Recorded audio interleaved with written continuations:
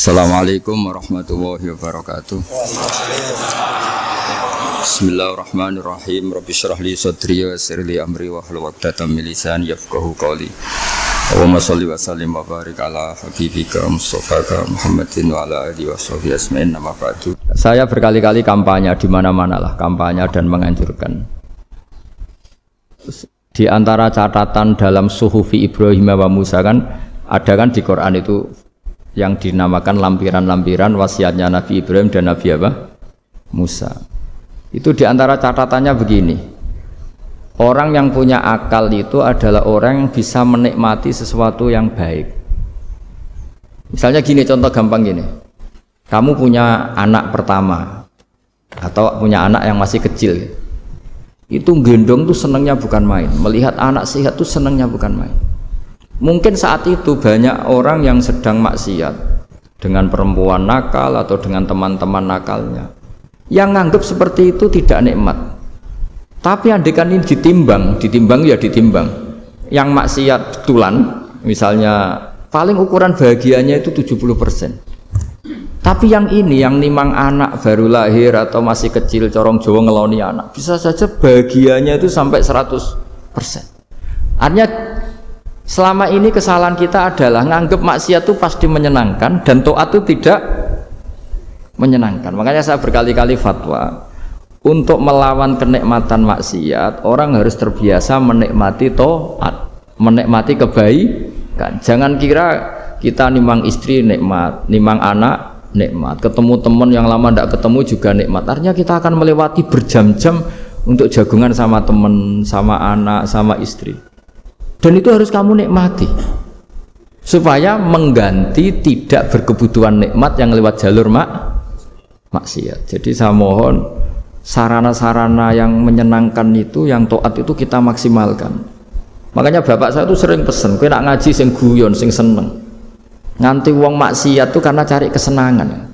Coba kalau kesenangan itu sudah didapatkan saat taat, maka tidak butuh lagi kesenangan yang berbentuk maksiat. Makanya orang-orang wali dulu kalau sudah sholat itu gak bisa berhenti karena merasa nikmat. Makanya Nabi pernah ngendikan wa qurratu aini fi sholat, nyaman saya itu kalau sedang sholat. Itu tadi. Bayangkan kalau besok itu pasti mati. Makanya latihannya harus gitu. Bayangkan besok itu pasti mati. Berarti itu hari terakhir kamu. Ya, hari dengan merasa hari terakhir itu kalau kamu maksiat kan malu. Waduh, saya mati pas. Makanya sholli sholata muwaddi'in, kamu sholat seakan-akan itu sholat terakhir. Dan bayangkan akhirat itu wa'mal li akhiratika ka'annaka tamutu, dan bayangkan akhirat itu besok kamu mati. Sehingga ketemu istri ya seneng karena ini pertemuan terakhir, ketemu anak ya seneng ini pertemuan terakhir, sholat juga tenanan karena ini sholat terakhir. Sehingga kalau mau maksiat tuh takut, jangan-jangan ini kehidupan saya terakhir kok tak pakai seperti ini. Nah, jadi diantara resepnya itu apa tadi? Nganggep ya ibadah itu menyenangkan, nah, gitu. Pinter.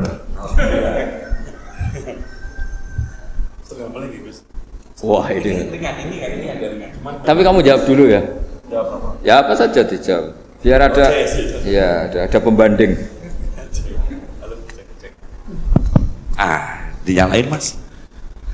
Oke, satu pertanyaan lagi Yus. Ini ada pertanyaan dari teman-teman mitra driver Grab. Saat mengantarkan barang tiba-tiba azan waktu sholat, ya. Lalu kita sebagai driver harus sholat dulu atau menyelesaikan orderan dulu karena itu juga amanah kan orderannya itu. Mungkin nganter barang atau mungkin nganterin penumpang. Mengingat barang tersebut sudah ditunggu pemiliknya dan penumpang tersebut juga sudah ada janji yang lain, makanya gitu. Nyuwun pencerahannya Gus gitu. Begini ya, ini kan fikih sosial ya. Saya jawab ini memang harus pakai fikih, nggak pakai rasa. Saya ulang lagi, pakai fikih, nggak pakai rasa. Waktu sholat itu kan banyak ya, diantaranya maghrib dan isya, duhur dan asar, terus subuh sendiri. Ya, ben sampean belajar fikih, orang belajar tasawuf ya. Nah, kalau subuh itu tidak ada toleransinya kalau waktunya sudah tinggal 10 menit karena tidak ada jamak. Ya, tidak ada apa? Jamak.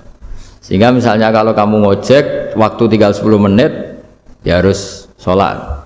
Tapi kalau sekedar dengar adzan Ya, ini penanyanya kayaknya itu teman kamu, jadi fikihnya kayak kamu, nggak jelas. Adzan itu kan bukan akhir waktu sholat. Adzan itu bukan akhir waktu sholat, tapi awal sholat. Itu tidak harus supir Grab, tidak harus supir Gojek. Meskipun kamu makan ada adzan, ya teruskan saja, kan tidak akhir waktu sholat.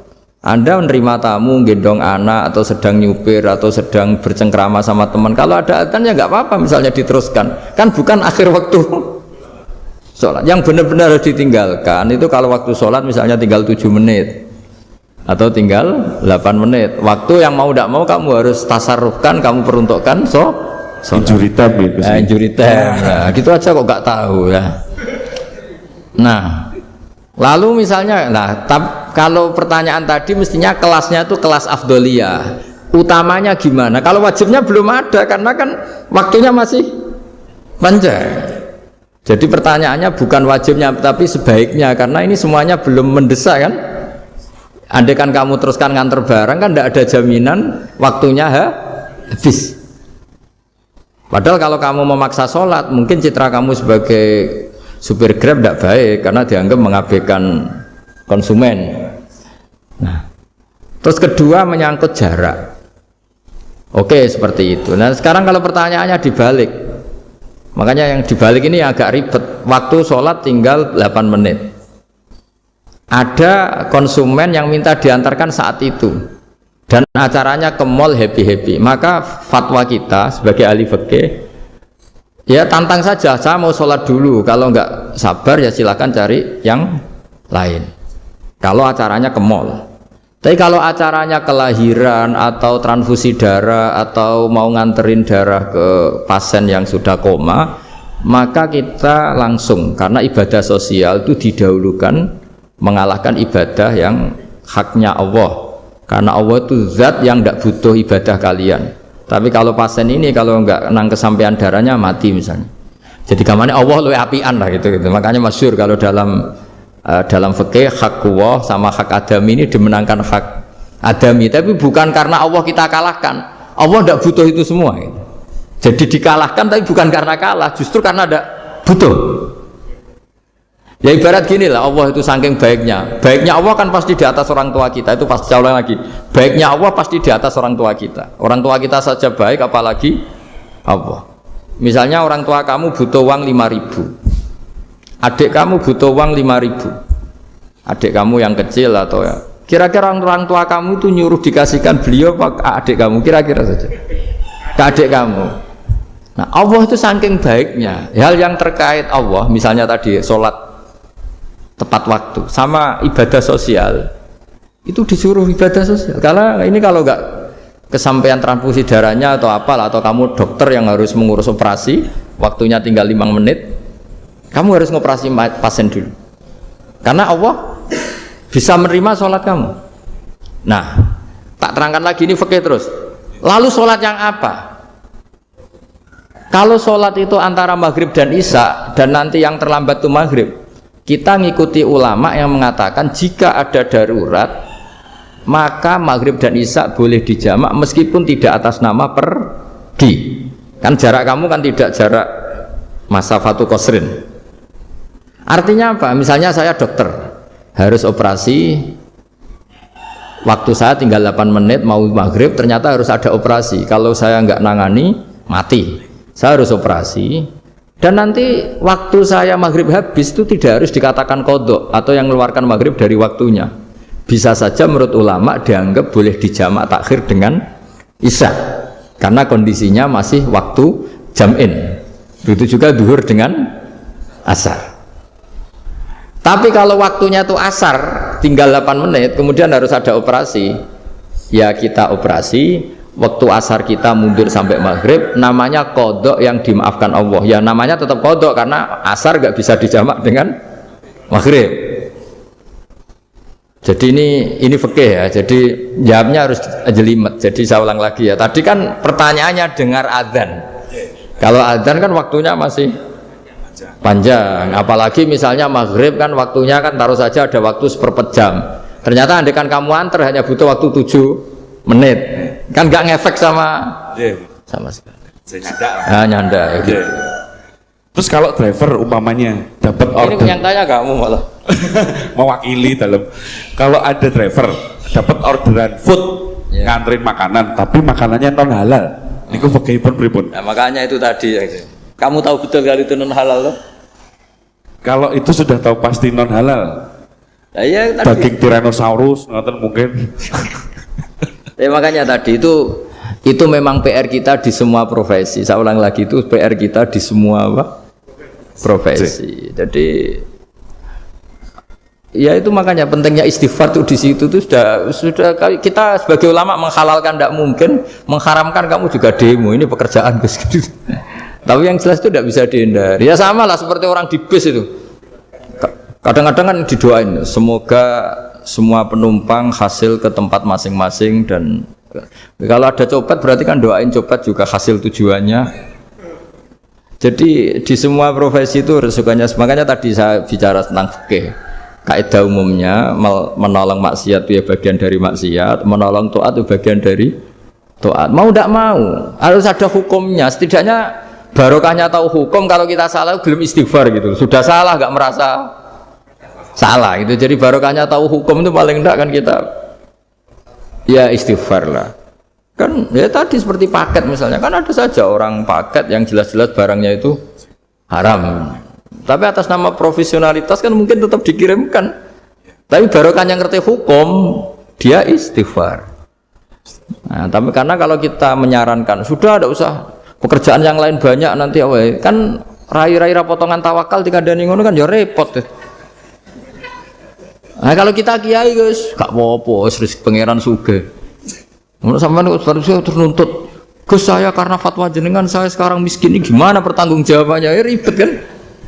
Tapi saya ulang lagi, itu seninya ngelola kehidupan semuanya seperti itu. Jadi makanya kita nggak pernah berhenti berdoa Rabbana dzolamna anfusana, karena dalam sisi semua hidup kita pasti ada unsur nggak benernya gitu.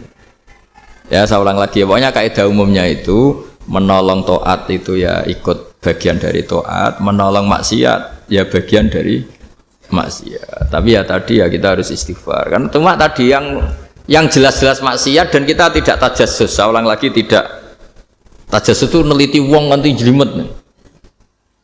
Jadi misalnya ada perempuan mau ngojek ke sini ya diantar saja, jangan tanya detail. Itu apanya Mbak? Hubungannya dengan kamu apanya? Wah ya ribet kalau jadi kepo. Jadi kepo ya tidak perlu gitu. Artinya sudah umumnya orang saja sudah. Nah, lama-lama juga gitu. Kalau ada bapak-bapak main itu ke siapa Pak? Tujuannya laki apa perempuan Pak? Surat nikah mana Pak? Oh, surat nikah mana? Saya sudah nikah sanggup. Geng. Ya, jadi seperti itu tadi. Biasa ilmu pakainya nanti salah saya terus banyak lagi Gus. Dan memang non sewu mohon maaf untuk semuanya kalau waktu kita juga terbatas. Ya, tidak bisa karena bentar lagi juga kita akan masuki waktu maghrib, pada maghrib. Jadi secara jadwal juga memang harus kita tutup. Makatan Gus kepada rekan-rekan semua, saudara, rekan-rekan driver juga dan juga yang hadir pada sore hari ini. Jadi kita langsung tutup aja, ya. Tapi sebelum itu kita berdoa dulu, sarang-sarang Gus mohon dipimpin, ya supaya sesuai dengan tema kita pada siang sore hari ini, rezeki, berkah dan juga istiqomah. Kan nokaten. Ceritanya ngaten Gus. Terus kalai wali temane. Nggih lah. Dalam badhe amin nek nggih mikir gitu. Tapi nek sange diamini dalam matur Gus. Bahwa Gus dalam materi untuk memimpin doa. Bismillahirrahmanirrahim. Nahmaduka ya ghafuru ya syakuru masalli wa sallim ala basyirina Muhammad wa sahbihi wa barik wa sallam asma'in. Allahumma ya wa barik lana fi ikhtiyarina wa barik lana fi kasbina wa barik lana fi muakhatina wa barik lana ya wa fi islahina. Allahumma ja'alna mutawadina fika mutahabina fika mutabadina fika waj'al a'malana khalisatan liwajhikal karim. Allahumma ja'al himmatana wal yafiya diddar ila kalimatikal ulya ya Allah wa ta'wata ilaika wa dzikras ismika ya wa dzikras ismika ya uluwan fil ardi ya Allah. Urzukna ya wa himmatan aliyatan himmatan ya Allah nakunu fi hadhihi dar mu'dina kalimatakal ulya warzuqna kalimatal ulya ma'al muslimina ya Allah fil baldah Indonesia waj'al ya wahidil balda baldatan mubarakan mahmiyatan min intik mar'iyatan min intik wa ma'alif baina qulubina wa aslih dzata bainina wa marhamata habibika Muhammad wa aslih mata habibika Muhammad wa tahannan ala ummati habibika Muhammad waj'alna ya Allah radina muyassarina fi arzakina mubarakina fi arzakina barakatan minka wa auna minka wa fadlan minka ya khairar razikin wa ya arhamar rahimin waj'alna ya muqimis shalat jami'an ya Allah ya Allah waj'al farhatana farahan fi ta'atika ya Allah fi mubahatika ya Allah ya Allah ighfir lana al-jami' Rabbana atina fid dunya hasanah fil akhirati hasanah wa qina adzabannar sallallahu alaihi wasallam Muhammad sallallahu alaihi wasallam subhana rabbika rabbil izzati amma yasifun wa salamun alal mursalin alhamdulillahi rabbil alamin sirrul fatihah bismillahirrahmanirrahim Alhamdulillah. kita kan kiai ya, kiai itu kayak dokter, tahu misalnya saya tadi tema itu supaya orang itu tauhidnya kokoh karena zaman akhir itu yang paling mengkhawatirkan itu apa? Tauhid gitu. Tapi kalau tanya ini diberi hak, itu orang kan sudah punya pikiran sendiri mau ditanyakan, padahal itu subjektivitas dia. Sehingga tanya ya sudah sekadar, tapi ya nggak apa-apa, tetap saya senang, cuma nggak boleh banyak-banyak. 2 itu sudah kebanyakan. Yang kedua tak jawab dulu. Ketika kita punya orang tua yang punya hutang, jadi yang dibahas Nabi itu hutang dulu.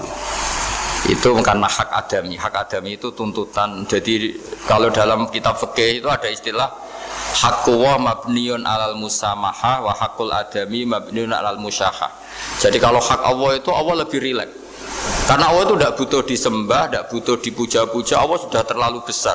Al-Qayyum sudah besar sendiri. Sehingga Allah itu mudah, ngabaikan haknya itu mudah. Tapi kalau hak adami, bawaan manusia itu kalau hartanya dibawa orang itu ingat terus. Sehingga harus diselesaikan. Maka Nabi kalau mau mensolatkan danyanya, tanya punya utang enggak? Tapi kalau orang itu misalnya enggak sholat atau apa itu Nabi masih ringan. Yang ditanyakan imannya. Bukan berarti kita nyepelekan sholat, enggak. Tapi memang agama ini yang diprioritaskan itu hak adami. Sholat itu super penting, bukan penting lagi super penting. Makanya pertanyaan tadi tak teruskan dulu. Anak cucunya itu prioritas itu mikir utang dulu. Karena ini yang hak adami gitu. Ya. Nah setelah utang itu selesai, baru dipikirkan menurut sebagian ulama, anak ini boleh mengkodoi sholat yang ditinggalkan orang tuanya. Atau dikafaroi, misalnya per sholat nilainya sekian terus dibayarkan ke fakir miskin. Nah, tapi pertanyaan seperti ini sepertinya mengganggu. Mengganggu itu begini, takutnya jadi masif. Jadi masif itu gini, berhubung ada solusinya. Ini yang tanya orang mana tadi itu? Solo, ini orang Solo ini harus dikasih tahu. Berhubung ada solusinya, jangan-jangan kita yang kaya. Misalnya Pak Yusuf atau Bu Sulis kaya. Kalau nak punya tabungan, nak saya tidak usah sholat ya, nanti gampang. Karena per sholat kan nilainya hanya sekian gitu. Umur saya kan paling tinggal berapa, itu cukup lah apa? Iya cukup untuk mengganti, itu kan ribet. Makanya solusi itu ya kadang tidak baik. Karena nanti dipakai saya naik dewi. Makanya dulu itu terkenal ada guyonan, seorang kiai ditanya, ini guyonan nyata. Pak Kiai, katanya Kiai itu orang suci, tapi kadang-kadang kok maksiat juga. Si Kiai ini jawabnya ngawur sekali. Justru yang boleh maksiat tuh Kiai, kamu nggak boleh. Terus, kenapa Pak Kiai? Dia tahu caranya tobat, kamu nggak tahu. Kacau kan? Jadi yang melanggar hukum itu kan yang pakar hukum. Tahu itu. Tahu ilmunya. Cara melanggar tapi nggak bisa dipidanakan. Punya penghapusnya Gus ya? Punya penghapusnya, itu kan ribet kan. Artinya gini ya, yang orang Solo tadi, kalau kadung terjadi orang tua kita ada sholat, kalau kadung terjadi orang tua kita ada sholat atau pernah meninggalkan sholat, kita sebagai kiai itu punya cara supaya yang untung tuh fakir miskin. Misalnya kita fatwa dikasih fidyah atau fida atau apa. Tapi ini bukan cara yang jadi solusi, karena takutnya nanti jadi gerakan masif tadi. Gerakan tidak usah sholat diganti, ya itu kan ceribet jadi. Tapi kalau sampai ingin berbuat baik sama orang tua yang nggak pernah sholat, saran saya satu, hak adamnya selesaikan dulu. Karena memang dalam syariat Islam nomor 1 itu hak masyhur itu kan, ketika ada jenazah Nabi itu nggak tanya orang itu sholat nggak, tanya kan punya utang nggak gitu. Sehingga kalau di kampung-kampung di mana-mana kalau ngelepas jenazah kan, kalau ada hak adami diambil alih keluarga supaya mayit ini ketemu Allah tanpa ada hak adami kan gitu, semuanya kan ya kan yang diselesaikan kan adami dulu, utang piutang itu tadi. Ya gitu ya, jadi enggak semua solusi itu baik karena takutnya tadi loh apa? Jadi gerakan tadi. Makanya kita jadi kiai sering bingung gitu loh, karena mau gak fatwa itu ada yang tanya, mau fatwa takutnya tadi. Misalnya kita kan paling umurnya tinggal berapa, dihitung saja per sholat, terus bilang ke anaknya, nak saya tidak usah sholat, nanti ini aja bayarkan. Kan jadi ribet. Nah yang pertanyaan pertama tadi tentang apa? Yang bedanya ini guys, apa penceramah. Menceramah. Itu agak provokatif. Beda itu ada dua, beda karena bodoh, itu memang harus kita tinggalkan. Yang beda karena bodoh. Ada beda karena rumus ilmu, itu harus kita hormati. Saya punya sekian bukti beda ya, kalau karena bodoh tentu kita tinggalkan. Tapi kalau karena rumus ilmu yang beda, misalnya gini, saya kiai yang lama di kota, saya akan lama kerja di Jogja. Mungkin perasaannya orang kota itu kalau ketemu tetangga, misalnya saya kiai, udahlah kalau ketemu tetangga itu gak usah tanya. Ya kalau ketemu biasa aja, gak usah tanya, gak usah ramah, biasa aja. Itu mungkin bagus nasihat itu di kota, karena kalau di kota itu ketemu tonggo takok badhe tempundi mau kemana itu ganggu privasi. Sehingga bagian dari kebaikan baik sama tetangga ya jangan tanya, karena itu ganggu apa? Privasi. Tapi kalau di kampung dianggap sombong kan nggak tanya. Nah hal-hal seperti ini itu perbedaan karena ilmu. Memang di kota kulturnya seperti itu, di kampung seperti ini.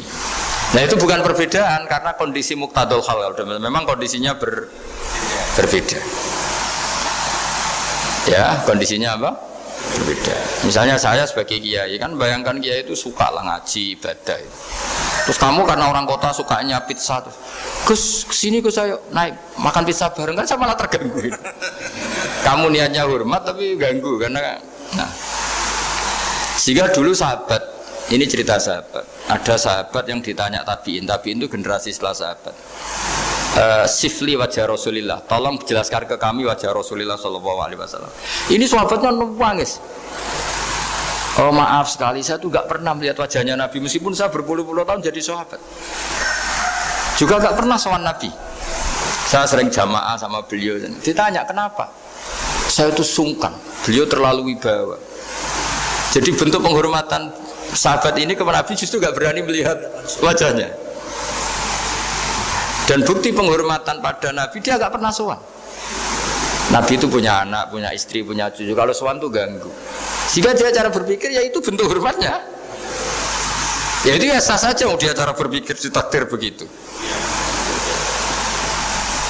Tapi ada beberapa sahabat yang justru saking cintanya sering melihat wajah Nabi, sering sowan Nabi. Itu hanya mau dia cara berpikir begitu.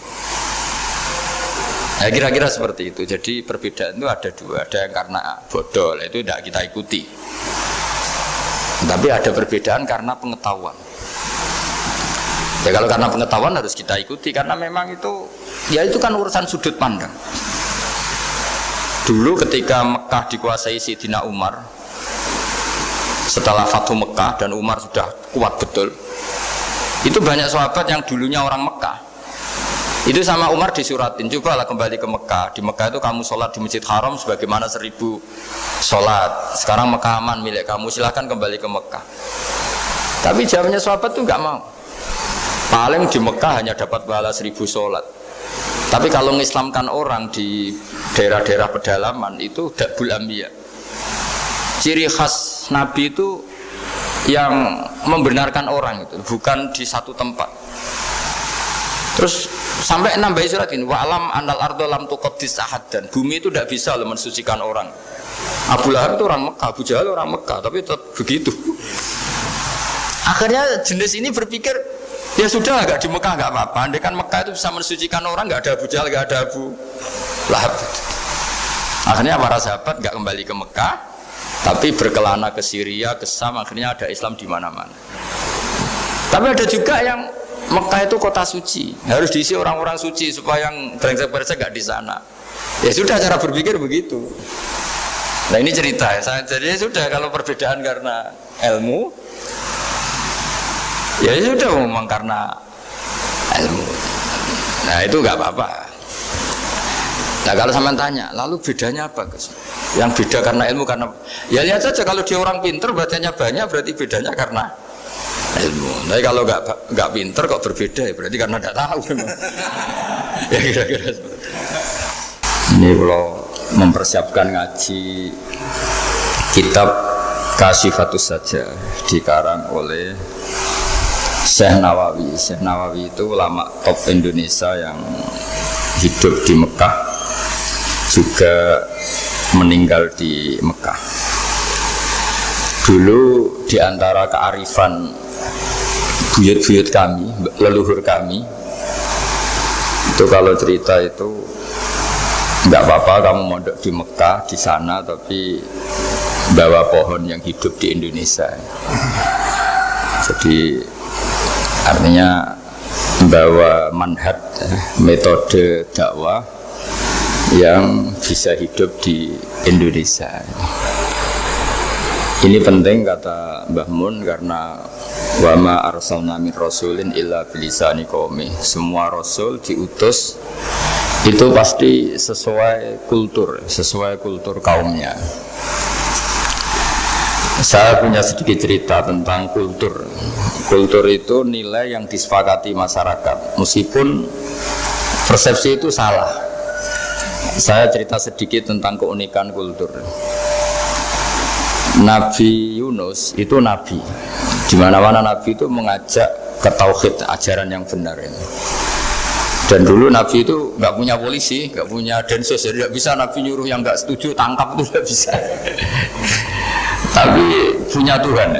Jadi kalau yang tidak percaya dakwahnya itu ancamannya adab.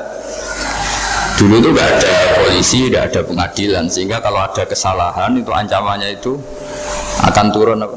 Adab, siksa itu. Sekarang kan kalau kita jadi pemimpin kan agak enak itu, punya keamanan, punya macam-macam lah. Singkat cerita, sudah dakwah sekian tahun itu umatnya nggak percaya kalau beliau seorang nabi bahwa ajaran tauhid itu benar ya. Akhirnya cerita ini terkenal sekali, mungkin beberapa terputus ya, tapi terputus cerita ini saya ceritakan secara lengkap. Terus beliau cerita, ini waktu sudah lama saya dakwah, sudah lama saya sosialisasi itu tentang kebenaran, Anda tetap nggak iman ini 3 hari lagi pasti ada adab. 3 hari ada adab itu delalah masyarakatnya tuh kepikiran. Jangan-jangan iya itu. Nah, ketika jangan-jangan iya itu diintip, rumahnya Nabi Yunus itu diintip, ya agak aneh. Diintip delalah orangnya nggak ada. Nggak ada itu kalau Quran bahasakan abaqo itu minggat itu pergi nggak pamit ya. Itu bahasanya abaqo itu minggat. Meskipun kita tidak mungkin membahasakan Nabi itu minggat, tapi dibahasakan tindakan kan tidak mungkin karena nggak pamit itu. Jadi harus dibahasakan minggat itu. Quran sendiri bahasakan abaqo. Nah cara berpikir masyarakat gini, kalau kampung ini mau dibalik sama Allah, mau ada adab, logikanya yang tahu akan ada adab itu pasti sudah pergi. Padahal Nabi Yunus pergi ini bukan karena takut adab, mangkel. Seniai suwi gagal seminggat ya kan gitu. Jadi ada kiai minggat itu ya ada dalilnya, karena dulu tuh kalau mangkel itu suami yang mangkel istri itu ya harus minggat, istri ya harus minggat. Dulu itu ya boleh, maksudnya boleh itu ya kalau darurat ya minggat sedikit lah, tidak apa-apa. Nah, Nabi Yunus itu minggat tadi abaqo itu kalau dalam bahasa Arab pergi gak pamit ya. Kalau orang Jawa bilang minggat. Kalau itu sebenarnya saking mangkelnya, saking emosinya, beliau akhirnya meninggalkan kaumnya tanpa pamit. Tapi kaumnya itu menjadi tahu bahwa ini serius Yunus, buktinya dia agak berani di kampung, berarti mau ada adab betul itu. Dan efek positif dari teori itu, teori kultur tadi, kalau ada adab pasti dia pertama yang lari. Kayak dukun itu, kenapa kita tidak percaya dukun nomor itu? Itu kan paling yang minta nomor dulu ada SDSB itu, Forecast itu kan paling salam template-nya kan 100.000. Padahal dulu forecast itu berapa? Kalau menang? Udah nggak tahu. Kan miliaran ya, juta. Itu untuk kultur kita agak percaya dukun kan ngapain ngumpulin uang 100.000 kalau dia tahu nomornya kan mendingan tombok sendiri gitu. Itu kan. Jadi orang itu mesti punya teori umum untuk membenarkan sesuatu atau membohongkan itu. Akhirnya umatnya Nabi Yunus itu iman. Iman itu artinya percaya kalau ini tidak main-main. Buktinya Nabi Yunus gak berani di situ. Akhirnya mereka tobat. Saat itu juga mereka wiridan di lapangan. Terus semua kesalahannya diselesaikan. Sampai ada rumah yang sudah dibangun permanen karena di tanah tetangga dirobohkan saat itu juga. Bahkan ada batu yang dulu nyuri, satu dua batu yang dulu hasil nyuri, saat itu juga dirobohkan, dikembalikan sama penghuni. Hari itu semua kedoliman diselesaikan. Ini penting saya utarakan, jadi tobat itu tidak hanya istighfar. Kalau istighfar ribet, tobatnya orang punya utang terus istighfar gitu kan ribet. Kan ribet itu. Ada punya utang terus minta maaf itu kan ribet itu. Harus diselesaikan itu. Tobat diterima sama Allah. Batas akhir finish dari harusnya ada adab, misalnya Senin, Selasa, Rabu, harusnya Rabu itu sudah kena adab, ternyata Rabu itu tidak kena adab. Nabi Yunus sebetulnya juga penasaran kampungnya itu kena adab tidak, dilihat dari jauh ternyata tidak, tambah kecewa dia. Gitu. Wah ini saya kalau pulang pasti dibunuh karena saya dianggap pembohong. Di masyarakat situ ada aturan siapa yang bohong dibunuh. Padahal Nabi Yunus ngumumkan nanti Rebu ada azab. Kira-kira gitu. Ternyata Rebu itu udah ada azab, makanya dia sudah di batas kampung kembali minggat lagi karena nanti pulang pasti dibunuh karena dia dianggap bohong. Ya akhirnya masyhur itu, terus dia ikut nelayan sekenanya, yang penting lari dari kampung. Ikut nelayan sekenanya. Zaman itu, ini saya ulang lagi zaman itu. Nanti ini efeknya nanti ke tauhid. Zaman itu para nelayan tuh kayak sepakat. Kalau ada kapal atau perahu kok mau tenggelam, itu pasti ada yang minggat. Hanya minggat itu pergi tidak terhormat itu. Terus fasahama fakana minal mudkhadin. Nah dulu itu orang sudah punya peradaban. Ini cerita kultur, sudah punya peradaban. Punya peradaban. Ya sekarang gini, kalau nyemplungkan salah satu kan tidak adil diundi. Ternyata yang keluar dia Nabi Yunus.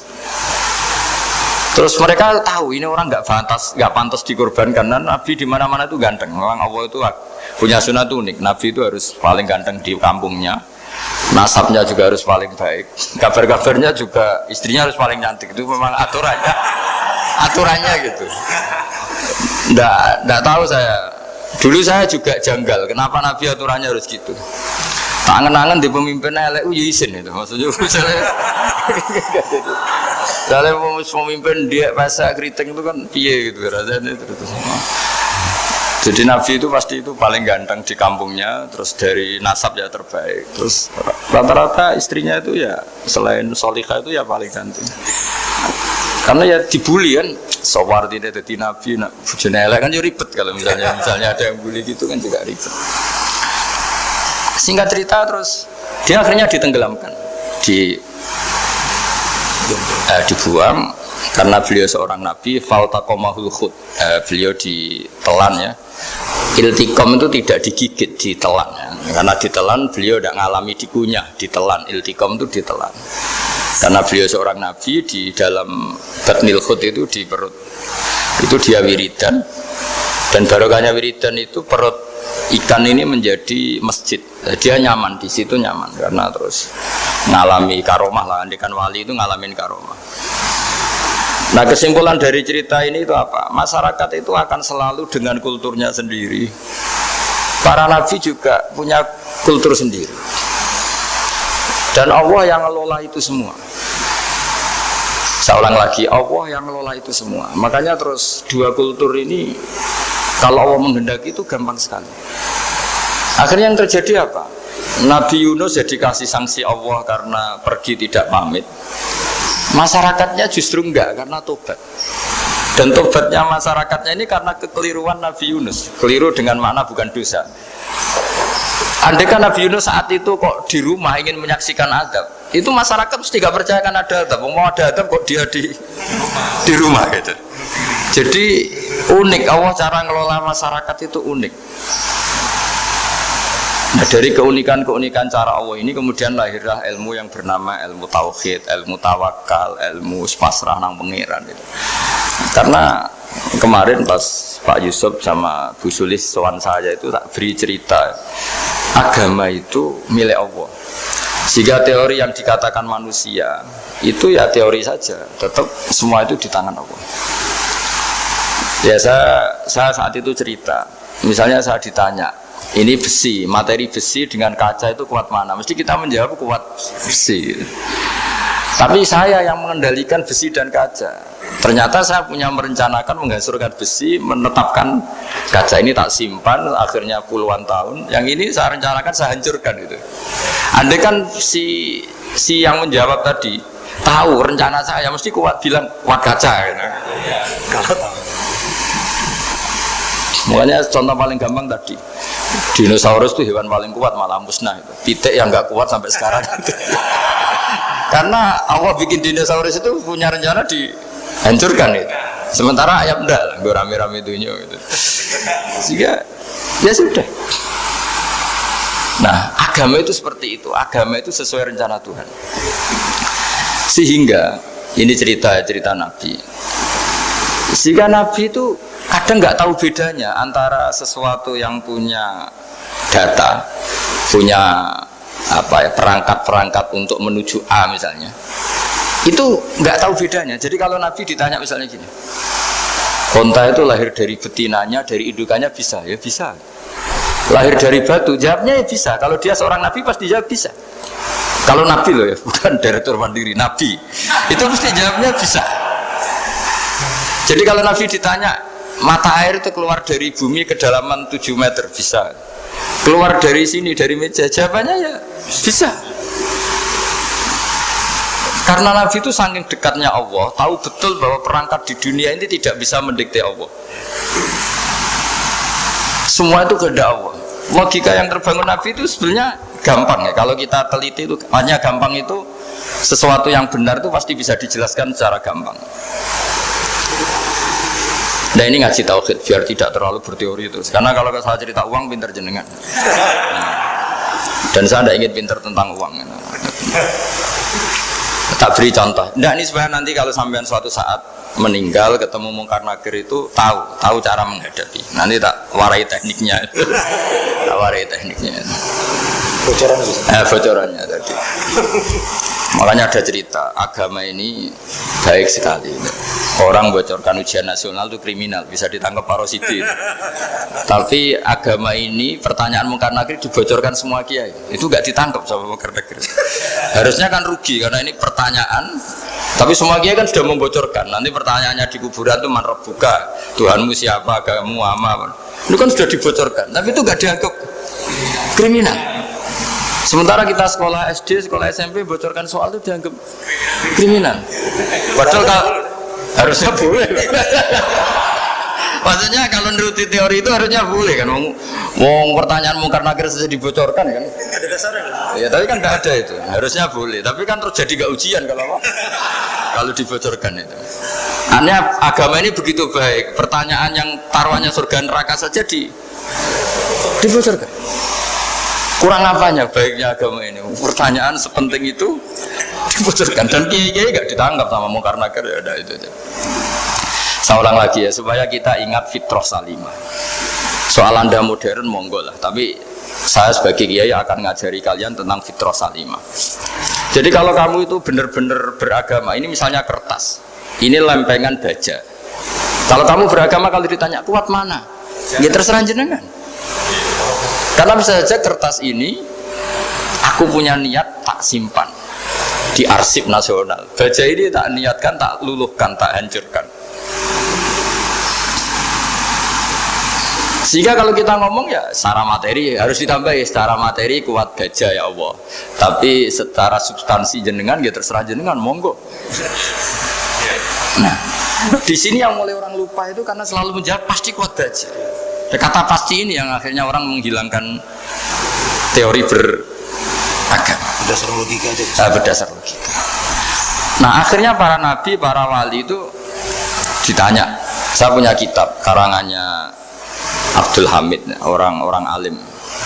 Kitab itu dulu saya ngaji lama sekali, sampai sekarang saya pelajarin. Manusia itu dijebak hukum adat, padahal adat itu ya tidak terlibat. Misalnya kalau ada telur jadi ayam normal gitu. Ya tadi indukan unta melahirkan unta normal itu, indukan sapi melahirkan sapi normal. Tapi kalau para nabi itu bilang ya nggak normal. Nggak normal artinya tetap ada kekuatan Tuhan. Indukan unta tahu apa tentang unta? Dia punya kekuatan apa? Bisa melahirkan unta, bisa menciptakan unta di perutnya, bisa ada jantungnya, ada paru-parunya, ada ususnya. Dia bisa apa? Di situ ada tangan Tuhan. Gitu. Karena para nabi cara berpikir gitu, melihat tembok ya sama. Tembok sama indukan unta itu sama, sama-sama mungkin mengeluarkan unta.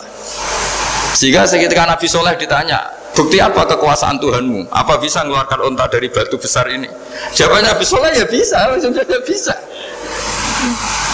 Dan mukjizatnya Nabi Soleh masyhur itu keluarlah unta dari batu. Karena secara teori ya tadi, coba unta indukan itu apa seorang profesor, apa seorang ilmuwan sehingga bisa menciptakan anaknya itu. Apa dia terlibat dalam menciptakan jantungnya, paru-parunya, ususnya? Kan enggak juga. Telur bisa apa coba? Gobloknya bukan main telur itu kan. Tapi bisa mengeluarkan ayam, dia bisa apa?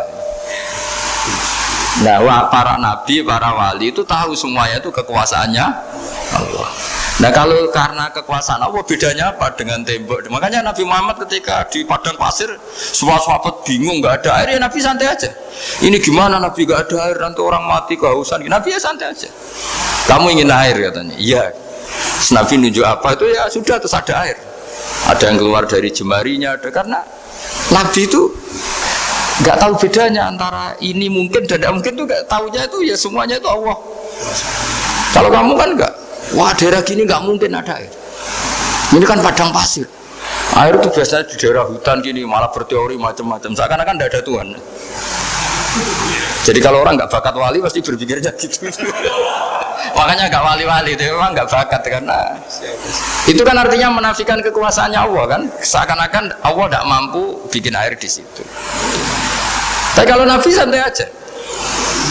Makanya Nabi Ibrahim ketika mau dibakar ya santai aja. Menurut beliau api bisa apa?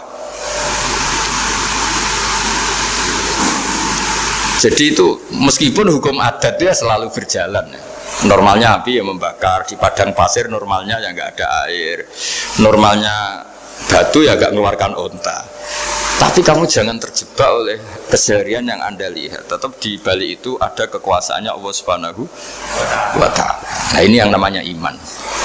Dengan iman seperti itu nanti ketika kita mati itu ya santai saja. Ketika kita hidup ya tidak tahu oksigen itu apa masuk ke tubuh kita sistemnya kayak apa. Jantung kita ada ikut bikin, paru-paru kita. Artinya zaman kita hidup pun sebenarnya kita tidak bisa ngelola kehidupan itu tidak bisa. Nah kalau sama nggak bisa nanti setelah mati juga tidak bisa. Ya sudah ketika kita hidup yang ngelola juga Allah, ketika mati juga yang ngelola. Bedanya apa? Nah, ini di sini terus kita dilatih inna sholati wa nusuki wa mahyaya wa mamati lillahi rabbil alamin. Tapi kenapa kita ragu terhadap kehidupan setelah kematian? Karena ketika kita hidup seakan-akan kita tahu cara hidup. Makanya Allah itu tersinggung betul ketika ada orang merasa bisa ngelola cara hidupnya. Makanya kata Allah kalau gojlok orang-orang yang kepedean itu, kalau kamu top, mbok jangan mati. Itu falaula in kuntum ghaira madinin tarji'unaha in kuntum shadiqin. Kalau kamu merasa top itu jangan mati. Di mana-mana mati itu tidak top.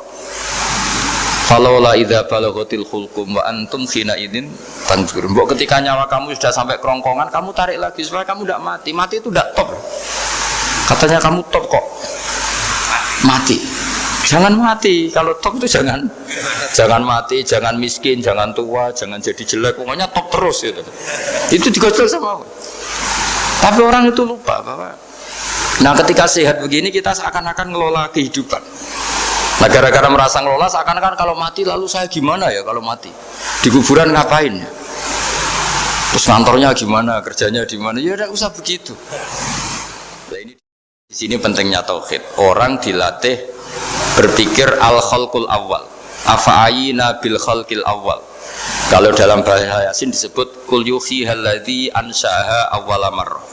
Jadi agama itu orang dilatih membayangkan pertama hubungan kita dengan Allah. Misalnya manusia pertama itu siapa? Adam.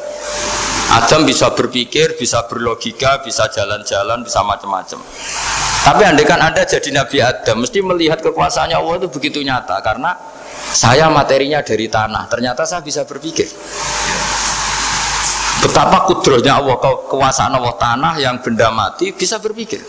Sekarang jadi saya. Sehingga ketemu, kira-kira Nabi Adam kalau ketemu tanah itu ya, kalau mau maksiat, wah ini tanah ini pasti komplain. Nah di sini pentingnya beragama. Sehingga ketika Rasulullah ngendikan, jika kamu memperbanyak sholat, maka tanah-tanah ini bersaksi terhadap sholat kamu. Jika kamu maksiat, juga tanah-tanah ini menjadi saksi pemberat. Itu kamu tidak jagal sama sekali, karena manusia pertama yang bernama Adam yang bisa berpikir itu materinya dari tanah. Jika kita tidak janggal ketika tanah disetatuskan bisa bersaksi. Tapi setelah kamu berpikir tanah itu bisa dicangkul, bisa dijadikan berhala, dijadikan kendi, dijadikan macam, seakan-akan tanah itu ya benda yang tidak penting. Tapi Nabi itu beda dengan kalian. Nabi tahu betul tanah ini makhluk Allah yang bisa berpikir.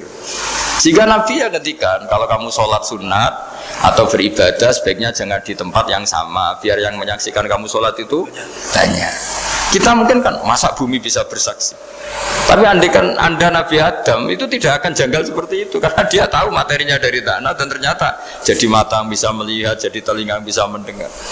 Makanya Allah selalu mengingatkan, ingatlah al-khalqil awal, afai nabil khalqil awal. Karena khalqil awal ini yang menjadikan apa? Fitrah beragama yang baik. Sehingga ketika orang Yahudi bilang nggak mungkin Nabi Isa itu nggak anak zina, wong ibu kok tanpa bapak, anak kok hanya ada ibu tanpa bapak. Allah cara menjawab, inna masalah Isa indawohi kamasali Adam. Jika kamu protes ada Isa karena tanpa bapak, ya protes dengan Nabi Adam, tanpa ibu tanpa bapak. Nah, ini diingatkan al-khalqil awal. Makanya Yasin bilang kul yuhiyal ladzi anshaha awwala marrah. Awwala marrah itu kamu harus berpikir ketika hubungan kamu sendiri dengan Allah zaman sebelum ada semua. Jadi misalnya alam raya ini, bumi sebesar ini, masa suatu saat terus hilang, hancur, nggak berbekas. Ingat saja, bumi ini mulai dulu ya nggak ada. Diadakan oleh kekuatan besar yang super ada, yaitu Allah Subhanahu wa Ta'ala. Nah di sini kenapa faham-faham ateis itu hilang di dunia. Meskipun ada itu karena saking mungkin kurang peradaban. Makanya guru-guru kita mulai zaman Nabi Adam sampai sekarang itu cara berpikir sederhana. Bumi ini kadung ada. Di mana-mana sesuatu yang ada pasti disebabkan yang lebih ada. Kan nggak mungkin bumi yang ada kemudian penciptanya itu udah ada. Itu kan ngajak goblok bareng gitu kira-kira gitu. Mosok sesuatu yang ada disebabkan oleh sesuatu yang tiada. Maka guru-guru kita ngajari pertama sifat Allah itu wujud. Karena ini wujud super atau kausa prima, terus kiai bilang wajibil wujud. Wajibil wujud terjemahan bawahnya ya wujud super. Karena wujudnya Allah itu yang mempengaruhi ya semua alam raya ini, dia harus di depan.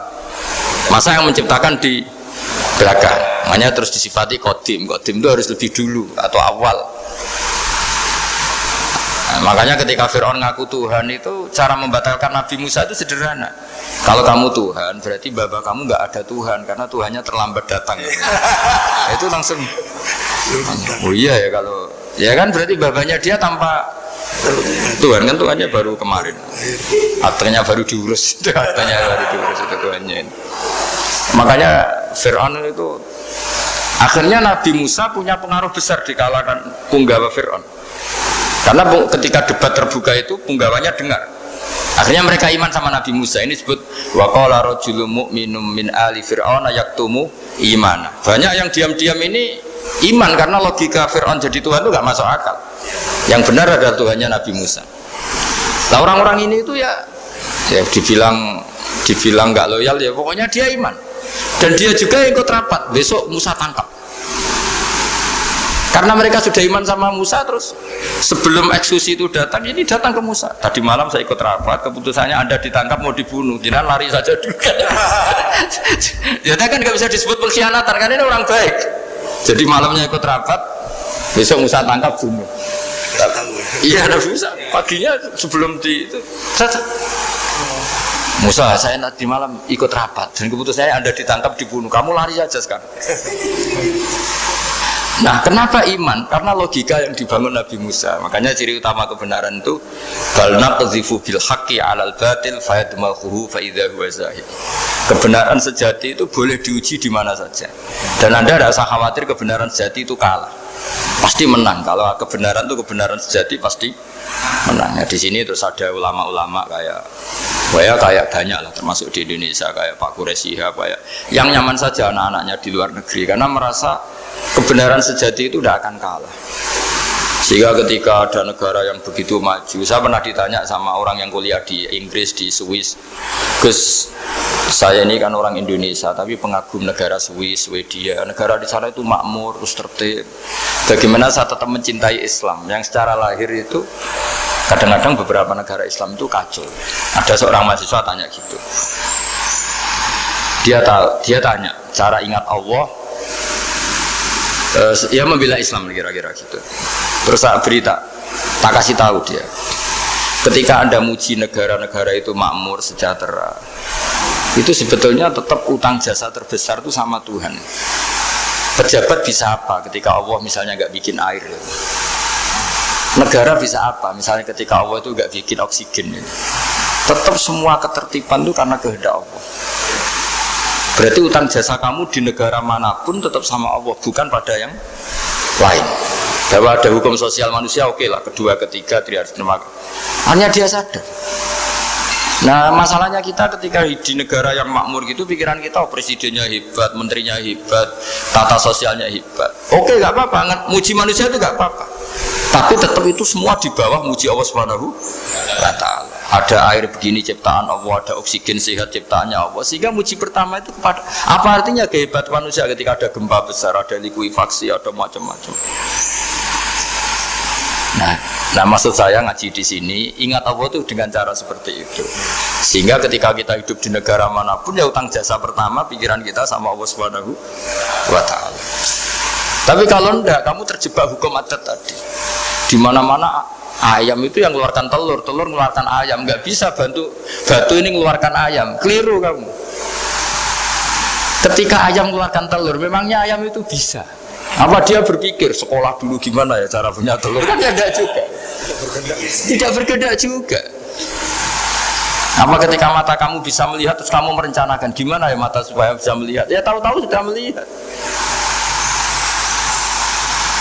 Di sini disebut afa'ayina bil khalqil awal ansa'aha awalan marrah wa huwa alladhi yabda'ul khalqa tsumma yu'iduhu wa huwa ahwanu alaih. Allah selalu mengingatkan. Nah, iman yang baik itu iman yang seperti saya utarakan tadi. Kamu ingat kekuasaan Allah ketika belum ada apa-apa. Belum ada apa-apa ya Allah bikin manusia itu dari tanah, bikin ayam ya dari tanah, bikin sapi ya dari tanah. Bahkan semuanya dari ketiadaan. Nah, dengan iman seperti itu, nanti kalau kamu ngaji hadis, Nabi bisa mengeluarkan air dari apa? Dari jemarinya. Terus Nabi Ibrahim dibakar gak apa-apa. Nabi Soleh bisa mengeluarkan unta dari batu besar. Nabi Musa bisa menyibak laut hanya dengan tongkatnya. Itu semuanya kamu udah jangka. Karena tadi ingat bahwa kekuasaan Allah itu tidak terbatas. Itu cara iman yang benar. Sehingga nanti ketika kita mati juga gitu. Ketika kita hidup ya tidak bisa ngatur jantung kita, paru-paru kita. Pasti sama lah, setelah kita mati juga tidak bisa ngatur. Yang hanya ngatur Allah Subhanahu wa Ta'ala. Hidup kita dalam kendali Allah, mati kita dalam kendali Allah. Ya sudah, terus kita mati ya nyaman saja. Saking nyamannya itu orang-orang soleh kalau mati itu jarang berdoa. Bukan karena apa-apa, kalau berdoa itu resikonya kan gini, mustajab dak ya, dikabulkan dak itu. Itu menjadikan setan punya peluang masuk, diganggu. Makanya ajarannya Nabi, mangkana akhiru kalamihi la ilaha illallah wa fi riwayatin Allah dakhalal jannah. Jadi kalau mau mati bersaksi saja, sudah ini enggak saatnya berdoa, saatnya bersaksi. Makanya hanya disuruh bilang Allah, Allah, Allah. Dan supaya ini menjadi akhir kalimat. Sehingga nanti keren lah. Ketika ketemu Allah, apa akhir kalimah kamu yang kamu lafadzkan? Allah. Sehingga di kitab-kitab diterangkan, ketika orang tua kamu mau mati sudah bilang Allah, jangan tanya catatan hutang di mana ya, tabungannya di mana ya. Terakhir jawab mandiri terus mati lah. Gak boleh ditanya lagi. Sekali ditanya nanti akhir kalimatnya mandiri. Itu gak boleh. Jadi sekali sudah bilang Allah jangan ditanya lagi. Pak, tabungannya di bank mana? Gak boleh. Bahayanya sekali jawab mandiri terus mati berarti akhir kalimatnya itu ya mandiri. Makanya harus akhir. Jangan nanti statusnya itu mangkana akhiru kalami, memang akhir dari yang dikatakan itu kata Allah. Nah sebetulnya teks hadis itu la ilaha illallah. Ini pinternya Kiai Jawa. Lagi-lagi kembali ke kultur. Kiai Jawa itu kiai yang bisa modifikasi kultur. Sebetulnya kalimat hadis itu yang masyhur, itu yang populer itu la ilaha illallah. Tapi Kiai Jawa itu, dan itu ngikuti kitab-kitab Arab juga, kitab-kitab. La ilaha illallah itu resikonya tinggi karena di situ kan tiada Tuhan yang berhak disembah kecuali Allah. Ada kata la ilaha ini. Nah takutnya pas la ilaha sudah mati. Nah karena itu ada resiko la ilaha gak khatam, berarti tiada Tuhan. Nah, sehingga karena ini dianggap riskan, ya terus Kiai Jawa ngajari sudah lah, gak usah kepanjangan ya sudah Allah. Jadi itu sudah agak-agak rekayasa lah, agak-agak istihad itu. Maksudnya istihad itu sebenarnya teks panduannya itu la ilaha illallah. Teks panduannya. Tapi kiai-kiai itu tentu yang paling tahu tentang kehendak Nabi karena nekuni ilmu itu lama sekali. Kita ngikuti cara-cara ditentukan para kiai.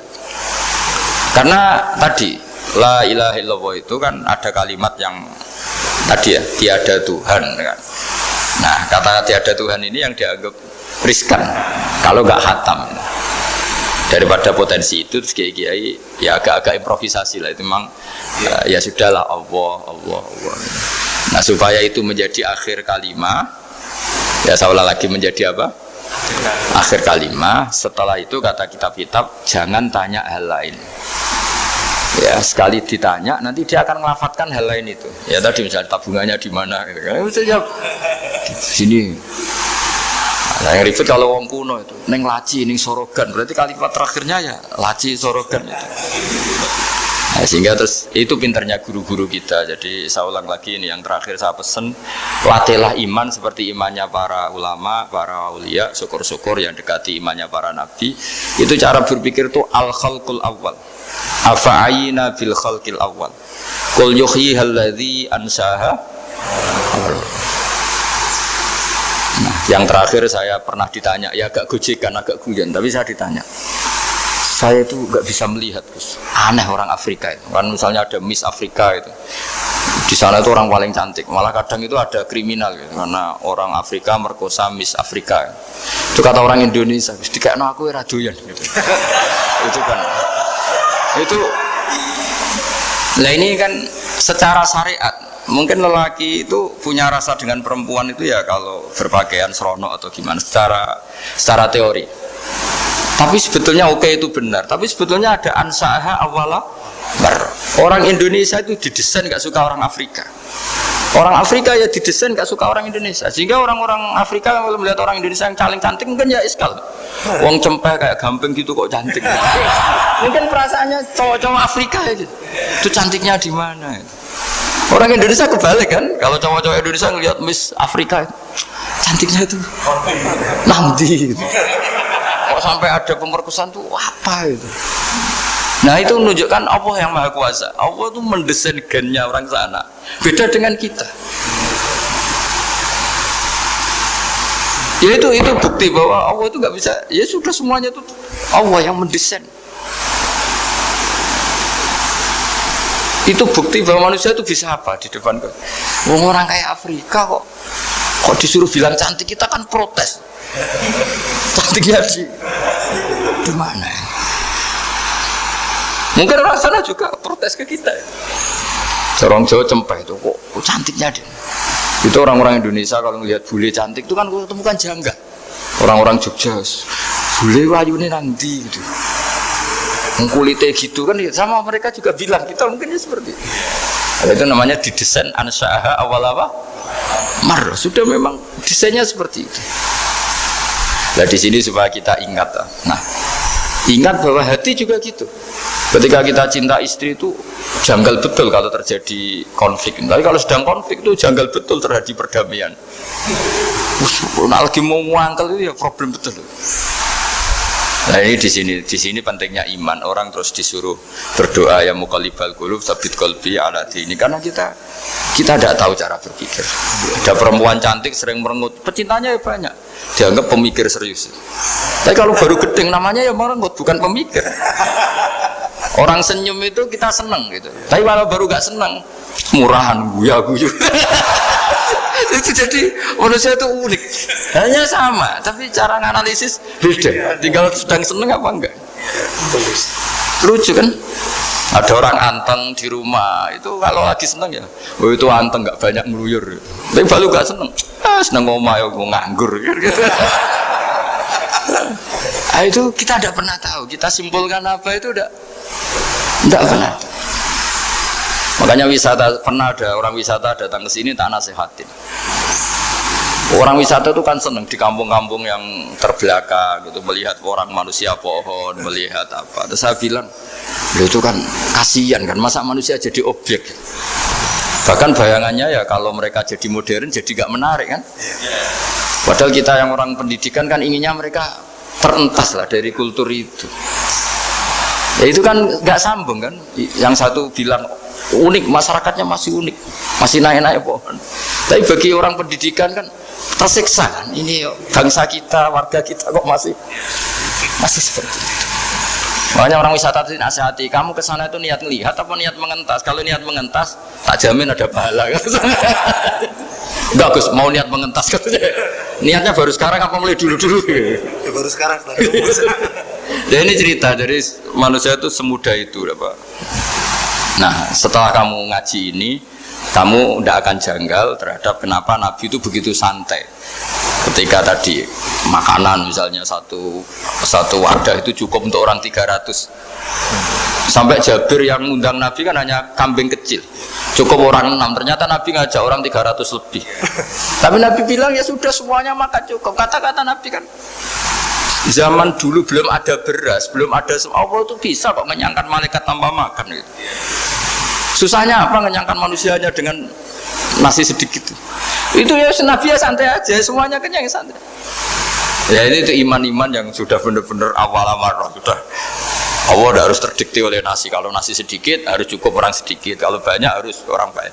Allah tidak perlu kena aturan itu semua, tidak perlu. Saya ini Tuhan kata kok kamu atur itu gimana, tidak bisa.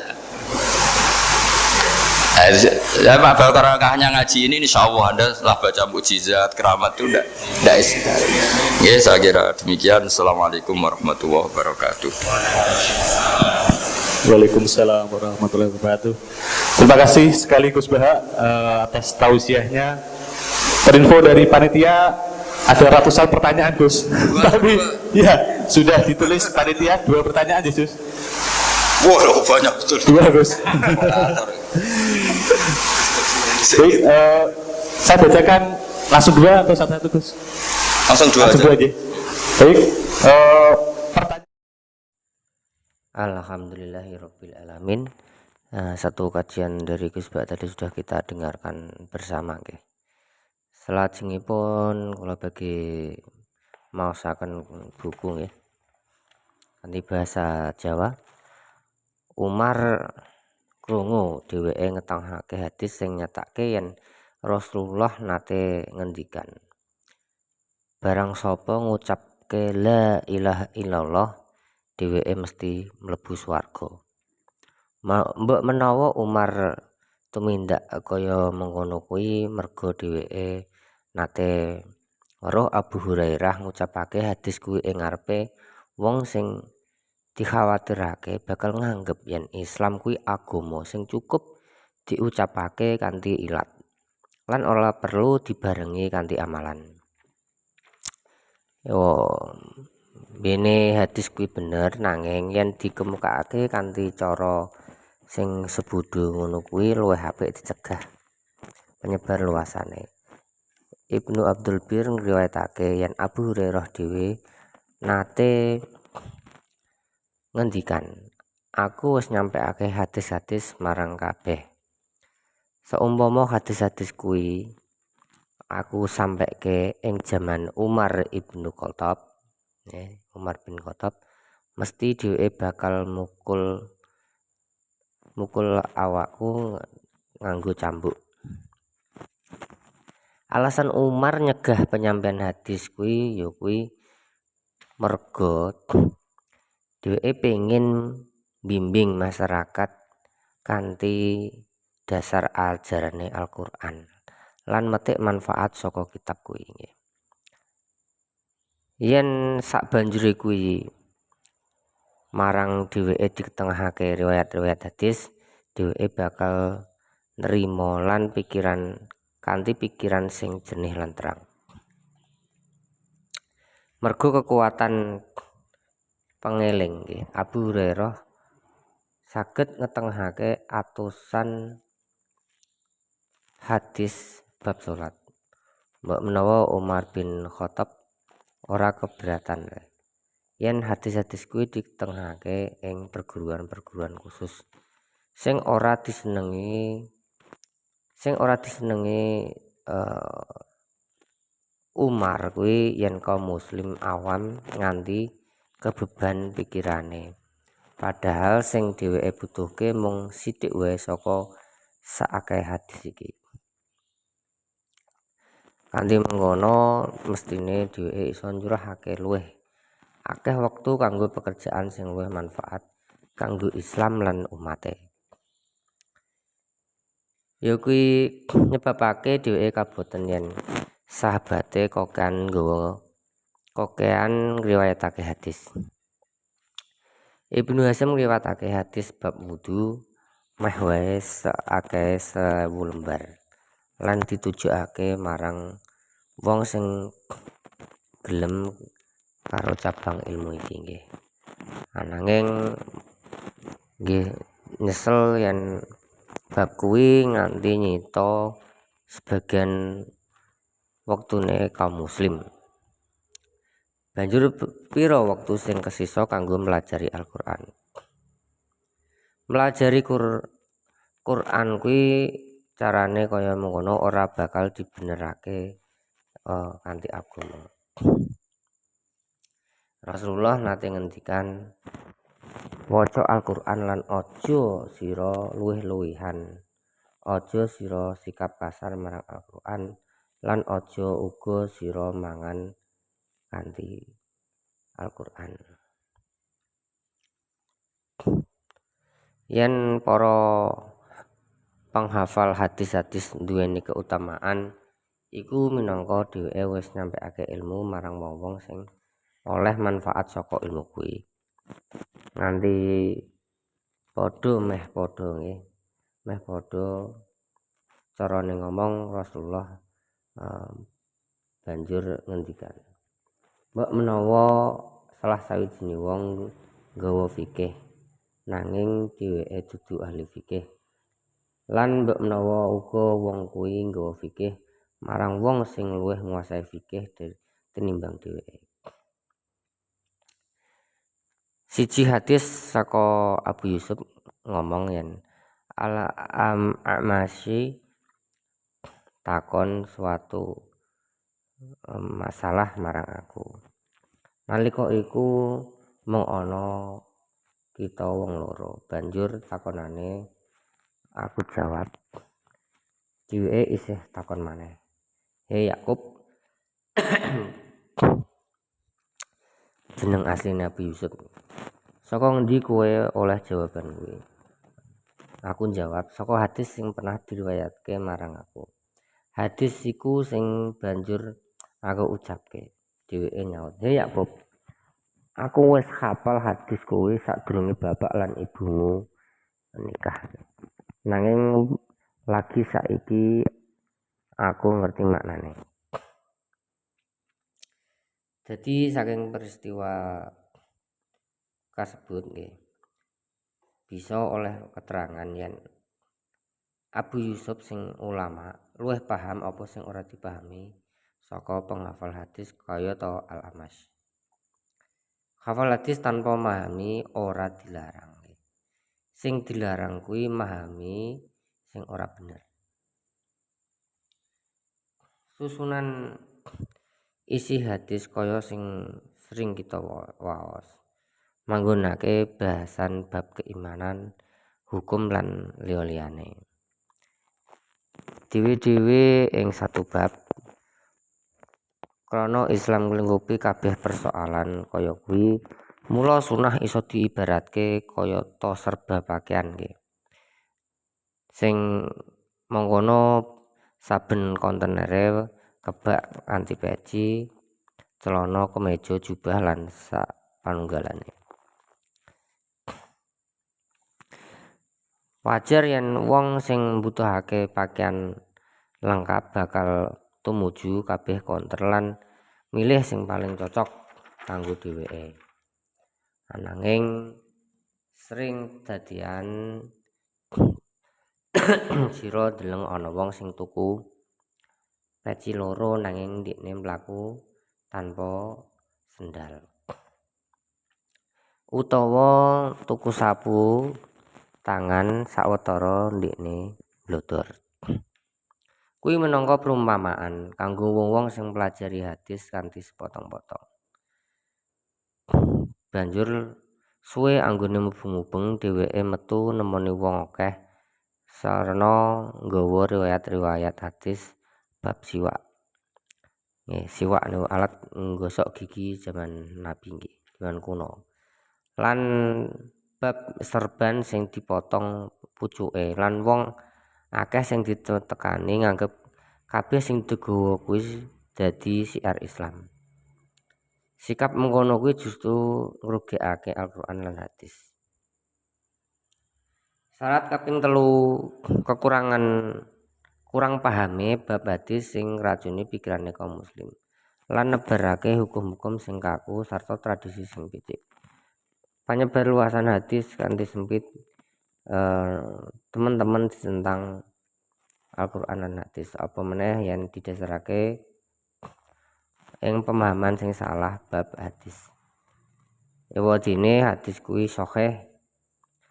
Hal kuwi krana Islam wis netepake seperangkat hukum bab persoalan-persoalan penting sing kecantum ing jerone Al-Qur'an lan Sunnah.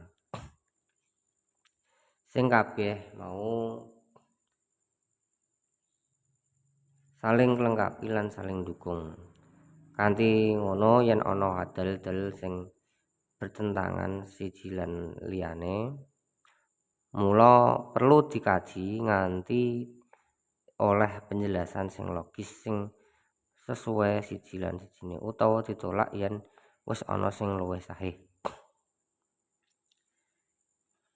Kathah ulama sing gadhahi pendapat yen hadis-hadis ahad sing diriwayatke namung wong siji kudu ditolak yen bertentangan kalih maknane ayat Al-Qur'an utawa yen bertentangan kanthi kias analogi, kias nalar sing didasarake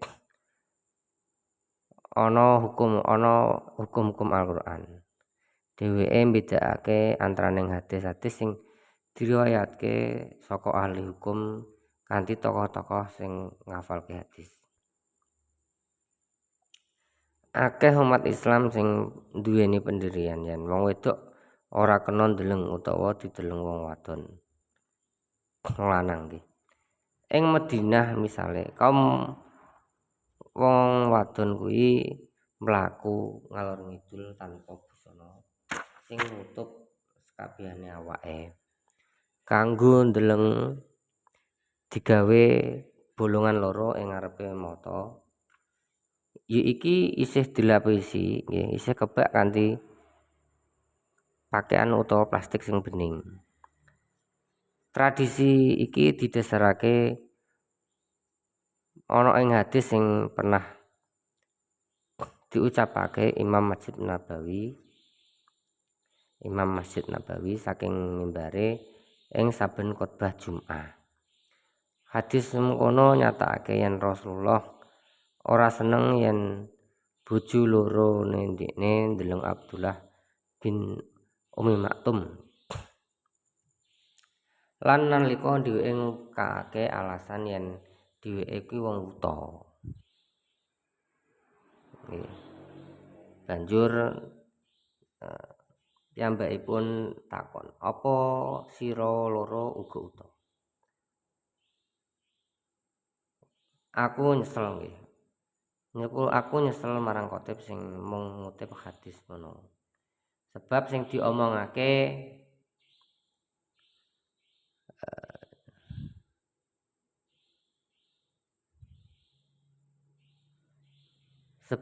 diomongake para ulama justru makna saka hadis kuwi ora trap lan bijak yen hadis kuwi diketengahake ing wektu nerangake kewajibane wong wadon nggih. Cara uripe lan prinsip-prinsip nglibatake dheweke ing masyarakat umume.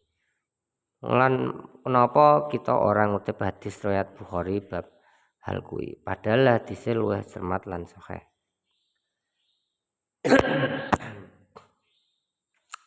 Ing ngisor judul bab turut melune wong wadon ing peperangan bareng wong lanang.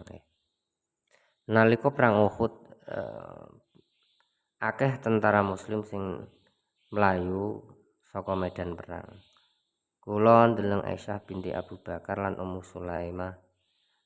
Pakaiane dheweke tersingkap nganti katon gelang-gelang sikil ing betise.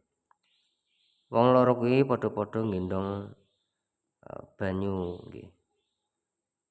Wadah banyu banjur ngudumake banyu marang pasukan nggih, prajurit. Sak banjure kosong dheweke ngisi meneh lan nglakoni hal sing padha kuwi. Ing ngisor judul bab melune wong wadon ing peperangan ning laut. Rasulullah sallallahu alaihi wasallam mlebu omahe anak wadone Malhan. Piyambakipun istirahat layah-layah nggih. Banjur dheweke ngguyu anak wadone takon, "Wonten napa panjenengan ngguyu ya Rasul?" Dheweke jawab, piyambakipun jawab nggih Kanjeng Nabi, "Akeh wong saka umatku nyebrangi laut ijo ing perjuangan ing dalane Allah. Dheweke kuwi kaya raja-raja sing lungguh ing dhuwure kasur." Anak wadone Malhan nyuwun marang dhewe panjenenganipun piyambakipun, "Ya Rasulullah, kula nyuwun dongakake marang Gusti supaya kula didadosaken salah sawijine wong kuwi mau." Piyambakipun banjur ndonga, "Ya Allah, dadosaken dheke salah sawijine wong ing antaraning wong-wong kuwi." Kanjeng Nabi banjur ngguyu meneh. Anak wadone Malhan banjur takon meneh, "Keng kenapa ya Rasulullah?" Dheweke Kanjeng Nabi nuli jawab, "Anak wadone Malhan nyuwun didongakake meneh. Ya Rasulullah, suwunake kula nyuwun dongakake marang Allah supaya kula didadosake salah sawijine wong kuwi." Piyambakipun menjawab malih, "Sira wis mlebu wong-wong sing saiki, ora klebu wong-wong sing ngguri." Luwih atuh Anas radhiyallahu an ngendikan, anak wadon Malhan kuwi banjur nikah kalih Ubadah bin Samit. Sesarengan anak perumpane Quradah dheweke melu layar, banjur dheweke tiba saka ndhuwure unta sing ditumpaki nganti mati. Ing ngisor judul bab wong wadon sing ngeterake kantong-kantong banyu marang pasukan ing peperangan. Al Bukhari ngriwayatake yen Umar bin Khattab ngedum-ngedumake kain marang kaum wong wadon sing ing Madinah, lan isih kesisa selembar kain sing paling apik.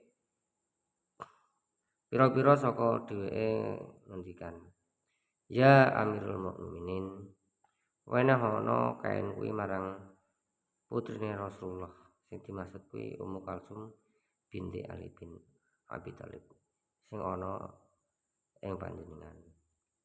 Umi Salid banjur luwih berhak